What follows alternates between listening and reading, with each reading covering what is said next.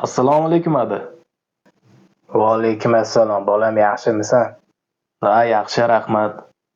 O'ziz yaxshimisiz, tuzukmisiz? Nevaralarim yaxshimi, kelinim? Ha, katta bo'lishyapti, Xudoga shukr. O'zingning ishlaring yaxshimi, bolam? Ha, o'zim ham shu. Mana shu nalu deysiz, boshqa deysiz, nevaralaringizni bog'chasi, ham kattasiga hali o'qishiga pul to'lab, shunaqa qilib amallab yuribmiz. Ro'zg'or bo'lib turibdi. Shu bolam sendan bir narsa so'ramoqchi edim. Nima so'ramoqchi edingiz adi? Yo, bo'ldi. Endi qarichilik bolam. Mayli, o'zing sog' bo'lsang bo'ldi, bolam. Yo, turing, adi. Nevaralarimni o'pib qo'y. Sog' bo'l, bolam. Xo'p, adi. Alo.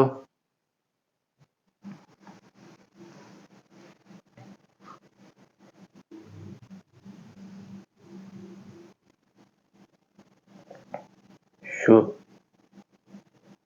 o'g'lim sendan so'rayman deganim.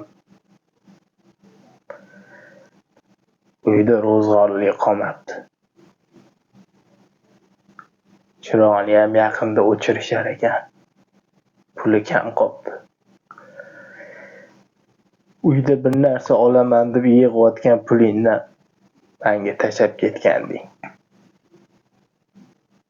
Shu pulingdan ozginchasini olib ishlatsam maylimi, bolam demoqchi edim. Pensiyam chiqqan kuni beraman, bolam. Mayli. Mendan ham senga zarurroq. Sani ishlaring ko'p, bolam. Taning sog' bo'lsin.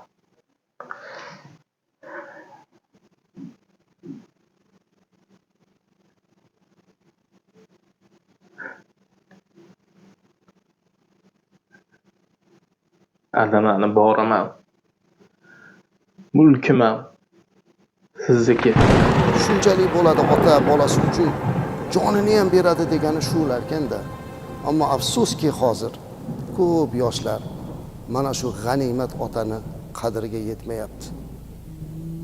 Ish bilan ovora bo'lib ziyoratidan ham uzoqlashib qolyapmiz. Ayniqsa boshqa viloyatda yashaydi, boshqa joylarda yashaydi. Telefon qilib, bolam yaxshimisan deb qo'yganidan keyin bilingki, otangiz o'sha kuni uxlamaydi sizni sog'inib. Ukam o'tiribdi yonlarida, akam o'tiribdi deysiz. Lekin har gulning hidi bor. Ota hamma bolasini sog'inadi. Boring birodar otangizni oldiga. Yuzlariga qarang, ajin tushgan. Sochlariga qarang, oq oralangan. Ertaga u dunyoda otamiz biz uchun o'zini fido qilganligini aytganda xijolat bo'lib qolmaylik. Bizni boqamiz deb shuncha holatga keldi deb. Shuning uchun hozir g'animat azizlarim.